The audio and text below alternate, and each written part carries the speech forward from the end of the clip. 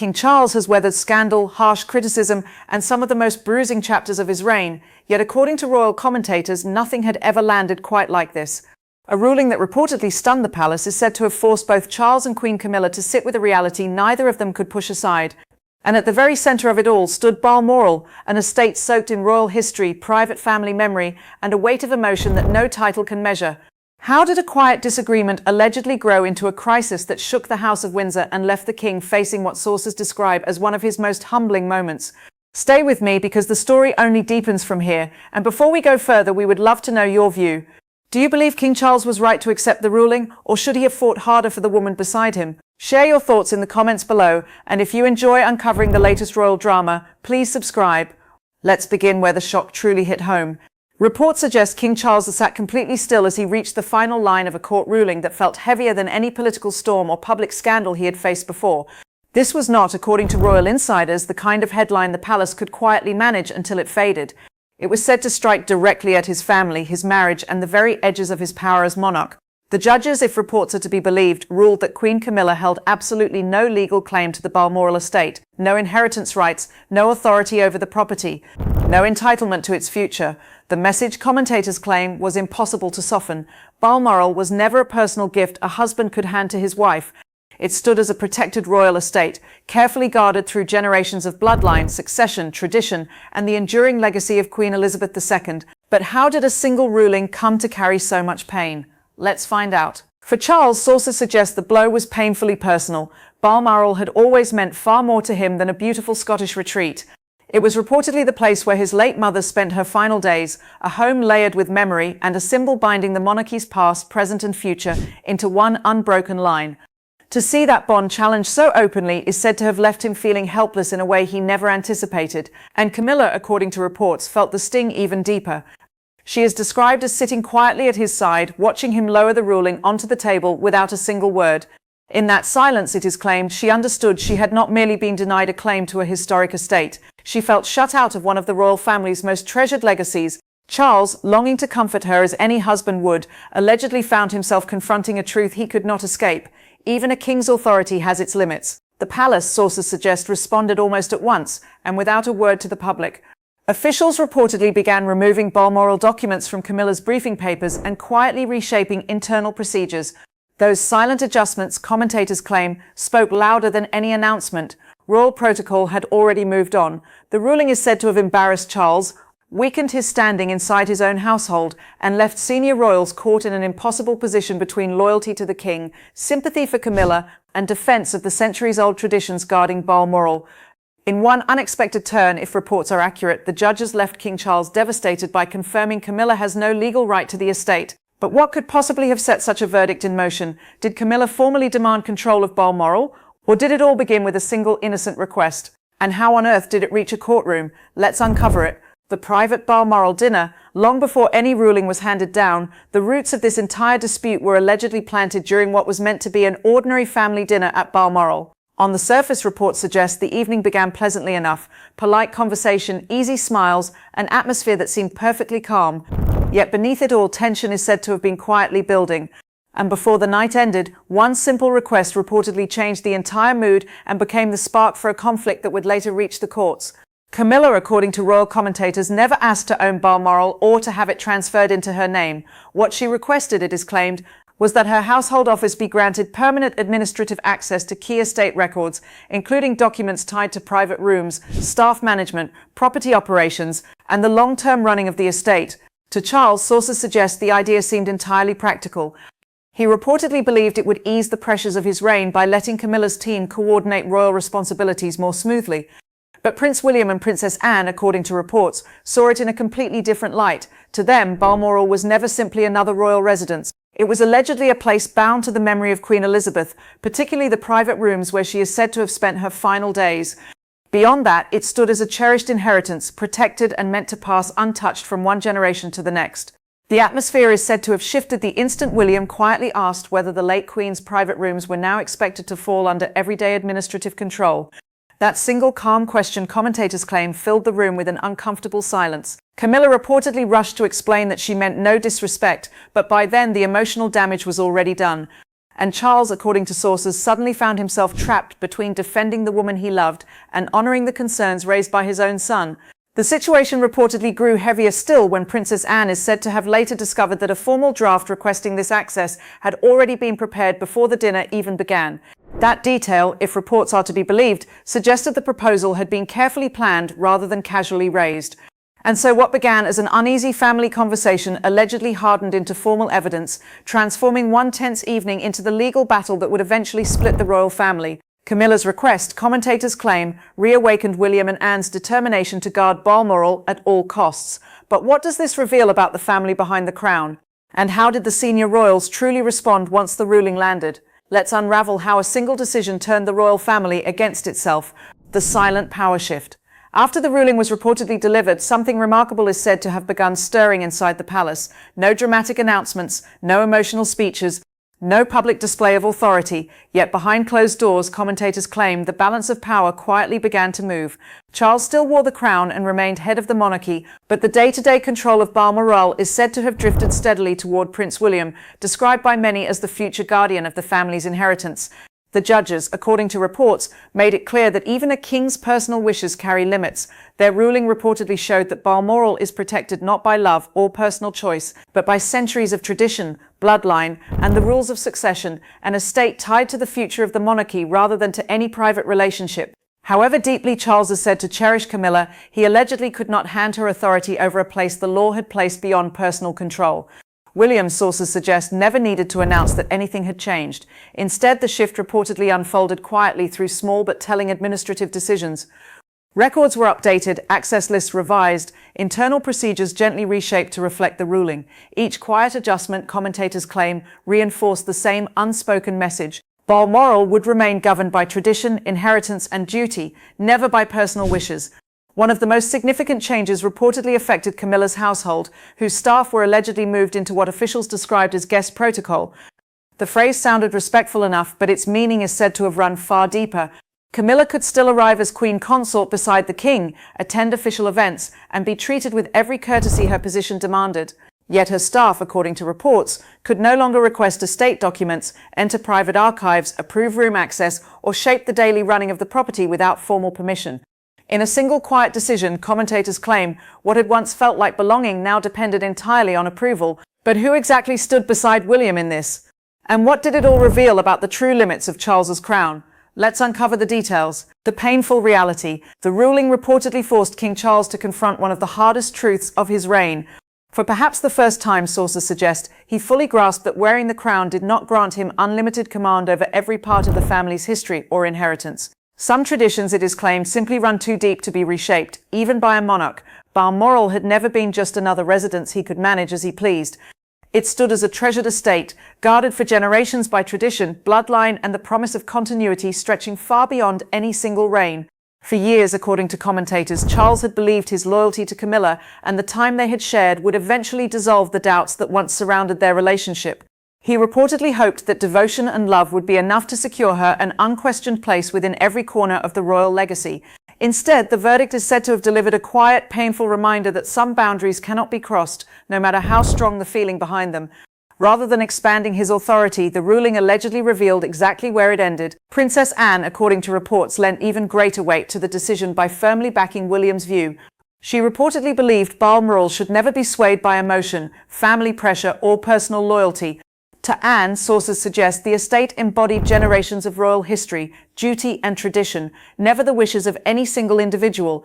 Her calm but unshakable stance is said to have carried enormous influence throughout the palace. As one of the royals closest to Queen Elizabeth, her words reportedly echoed the values of the late monarch, making her support both powerful and difficult for anyone to challenge. And the effects, commentators claim, became visible almost at once. Internal procedures quietly began to shift. File requests were redirected, room approvals tightened, staff handed updated instructions on how Balmoral would now operate. None of it drew public attention. Yet together, according to reports, these changes sent a message everyone inside the palace understood. Camilla's role at Balmoral now carried clear and undeniable limits. And as Charles watched each adjustment unfold, he is said to have realized he could no longer pretend these restrictions lived only behind closed doors. The boundaries had become official, permanent, and impossible to ignore. But is Charles the only one carrying the weight of this decision? What heartbreaking reality must Camilla now face herself? Let's uncover it. Camilla's deepest heartbreak. For many years, according to royal commentators, Camilla had learned to live alongside criticism. She had reportedly weathered harsh headlines, public doubt, and long stretches of skepticism from those who questioned her place within the family. But this time, sources suggest the pain felt entirely different. The rejection no longer came from the outside world. It came from within the very institution she had spent years trying to belong to, and that, commentators claim, made it far more personal and far harder to accept. Everything reportedly crystallized the moment the updated Balmoral schedule arrived on her desk. As she read through the revised instructions, it is claimed, she understood the ruling was no longer a legal matter on paper. It had become official palace policy. The new guidance reportedly confirmed she would still be welcomed respectfully as Queen Consort. Staff would prepare her rooms, honor her title, and treat her with every courtesy. But behind those formal gestures, sources suggest, lay a painful truth. Her household had lost every meaningful role in running Balmoral. Her staff could no longer request estate documents, approve room arrangements, shape daily operations, or reach important records without permission. Camilla, according to reports, quietly read the schedule a second time before folding the paper with care. In that silent moment, it is claimed, she understood this was no longer a symbolic rejection. It had woven itself into everyday life inside the palace. Charles reportedly tried his best to comfort her, assuring her the palace would protect her dignity and insisting no one wished to make it feel personal. But Camilla, sources suggest, answered with a question that left him without words. If she truly was Queen Consort, why did she still stand outside the one place that seemed to matter most? Charles, according to commentators, already knew the painful answer. Their planned autumn visit to Balmoral had reportedly been quietly reorganized. Camilla's household staff had been reduced, while William's office now held final authority over estate activities. Even the king, it is claimed, had stopped challenging the wording of official documents. His silence spoke louder than any promise. The humiliation, sources suggest, had spread beyond court papers into schedules, staff instructions, and daily royal life, leaving Charles caught between protecting the woman he loved and risking an even deeper family divide. But could Camilla have seen this coming? Did she already hold an alternative in place? Let's uncover the sanctuary that softened her Balmoral heartbreak. The home Camilla never gave up. Long before she became Queen Consort, according to reports, Camilla made a decision that would later carry far deeper meaning. After her divorce from Andrew Parker Bowles in the 1990s, she bought a quiet countryside home known as Ray Mill House. Even after marrying King Charles and joining the royal family, she chose to keep it. At the time, many reportedly saw it as nothing more than a sensible personal choice. But after the Balmoral ruling, commentators claimed that decision seemed to reveal a far more emotional story. Unlike the king's royal residences, where every day is shaped by official schedules, staff, security, and constant public attention, Ray Mill House allegedly offered Camilla something no royal walls could provide: privacy. It was reportedly the one place where she could close the front door, set royal duty aside, and simply live as herself. Friends close to Camilla, according to sources, have often noted how different her life was from Charles's. While the king had grown up entirely inside the traditions and scrutiny of the monarchy, Camilla had lived for many years as a private citizen. Because of that, it is claimed, she understood the quiet comfort of a home where cameras, protocol, and public expectation could not follow.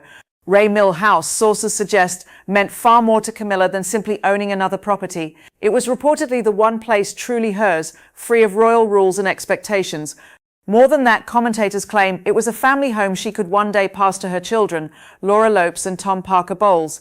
It also gave her grandchildren, who are not members of the royal family, a peaceful place to gather and make memories away from the public eye. Though the comfort of Ray Mill House could never replace what Balmoral represented in her heart, according to reports, her private home offered peace, freedom, and independence. Balmoral, however, stood for something else entirely. It symbolized acceptance, family history, and the hope of being fully embraced within the House of Windsor. After years of criticism, personal sacrifice, and loyal service beside Charles, it is claimed, she had hoped Balmoral might one day truly feel like home. Instead, the ruling reportedly confirmed a painful truth. Ray Mill House would always belong to her, but Balmoral never truly would. So did that mean she was ready to abandon her hopes for Balmoral? Or would she keep fighting for a place she had long dreamed of calling home? And what choice would that leave for King Charles? Let's find out. The painful decision. Away from advisors, official meetings, and carefully prepared statements, Charles and Camilla reportedly found themselves alone at last. No cameras, no staff, no ceremony to hide behind. For the first time since the ruling, according to sources, they faced each other not as king and consort, but simply as husband and wife trying to make sense of a painful reality. In that quiet room, it is claimed, the crisis stopped being about legal argument and protocol. After a long silence, Camilla is said to have quietly admitted she no longer wanted Balmoral if every visit only reminded her she would never truly belong. Her words, according to commentators, carried no anger or bitterness, only the weight of exhaustion and acceptance. After years of criticism, endless scrutiny, and faithful devotion beside Charles, she had reportedly reached the painful conclusion that some parts of the royal family would always remain reserved for bloodline, history, and inheritance, no matter how devoted she had been. Charles, sources suggest, listened in silence before gently reaching for her hand. More than anything, it is claimed he wanted to promise he would reverse the ruling and set everything right, but deep down he reportedly knew such promises would only offer false hope. His crown granted him responsibility, national leadership, and the respect of a monarch, yet it could not lift the pain sitting between them. For perhaps the first time, according to commentators, Charles fully understood that even a king cannot rewrite every tradition or erase every boundary. That realization reportedly led him to one of the hardest decisions of his reign. Rather than press on through legal challenges that might embarrass Camilla further and deepen the rift with William, Anne, and the wider palace, he chose to accept the ruling. Not because he agreed with it, sources suggest, but because protecting the woman he loved had become more important than prolonging the fight. The pain, it is claimed, did not simply fade. It lingered with them both, a quiet reminder of all they had lost. In the end, according to reports, they accepted that Balmoral had always meant far more than their marriage. It stood for generations of royal history, family inheritance, and a lasting legacy that neither love, personal wish, nor even the crown itself could ever change. But how would the public respond once the verdict reached them? Would the nation sympathize with Camilla or side with tradition? Let's uncover the intriguing details. The nation delivers its verdict. Once Charles quietly accepted the ruling, according to reports, the story slipped beyond anything the palace could control. What began as a deeply private royal dispute reportedly swelled into a national conversation almost overnight.